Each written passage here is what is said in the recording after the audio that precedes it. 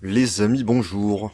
Bienvenue pour une nouvelle vidéo dans laquelle on va s'occuper du Transalp que vous avez déjà vu sur la chaîne, sur lequel j'avais remplacé le pignon de l'entraîneur de compteur.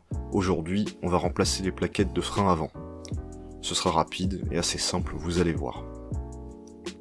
Donc voici les deux vis à déposer, celle de l'axe flottant de l'étrier et celle qui maintient la plaque qui maintient les deux colonnettes, si je puis dire. Donc ici il faut une nouille hexagonale de 10 mm pour déposer cette vis.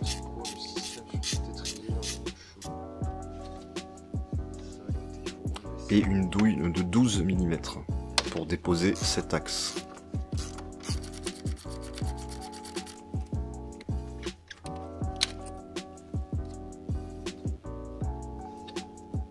Je vous montrerai juste après comment c'est fait pour la plaque. Ensuite il faut déposer donc, ces deux axes. En général il faut leur taper dessus. Et j'ai utilisé le premier axe que j'ai déposé pour taper sur le second, car il est pile de la bonne taille. Et je vous conseille de les regraisser à la graisse haute température au remontage d'ailleurs.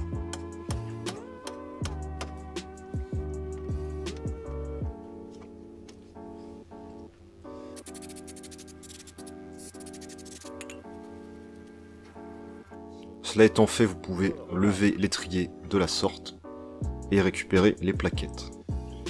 Et comme vous pouvez le voir, elles sont terminées.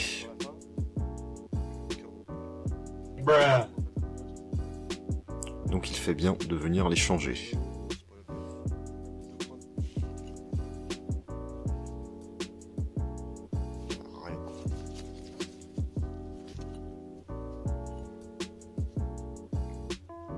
Donc évidemment, comme toujours, je dégraisse les pistons avec du nettoyant frein avant de les repousser, pour ne pas introduire de saleté dans l'étrier.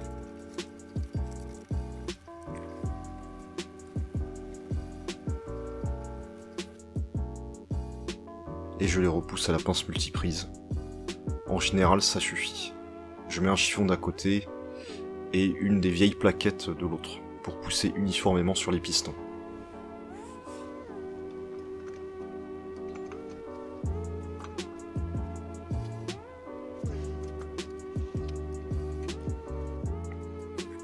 Et voici les nouvelles plaquettes qui ont été fournies par le propriétaire de la moto, qui est aussi un abonné d'ailleurs, il se reconnaîtra. Elles n'ont pas de marque en particulier, il les a achetées sur eBay. Donc vous devez les réinsérer dans leur logement, tout en maintenant une certaine pression dessus, pour pouvoir insérer les deux axes.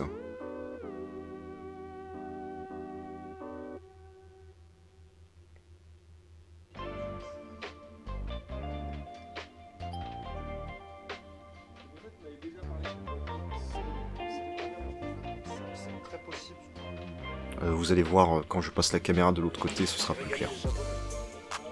Mais il faut les aligner avec les trous qui sont dans les plaquettes. Ouais, la couleur est vraiment sympa. Ça se voit pas en vidéo.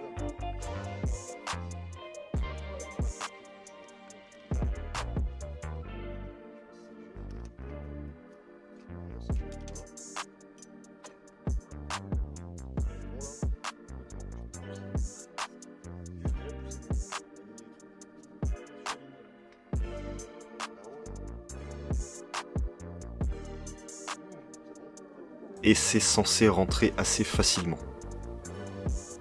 au remontage. Donc cela étant fait, je peux remettre l'étrier en place et remettre cette plaque. Donc là, faites attention, elle doit rentrer dans des gorges qui sont sur les axes. Et si la plaque ne rentre pas vraiment dedans, c'est que vous n'avez pas assez repoussé les axes. Donc c'est le cas ici.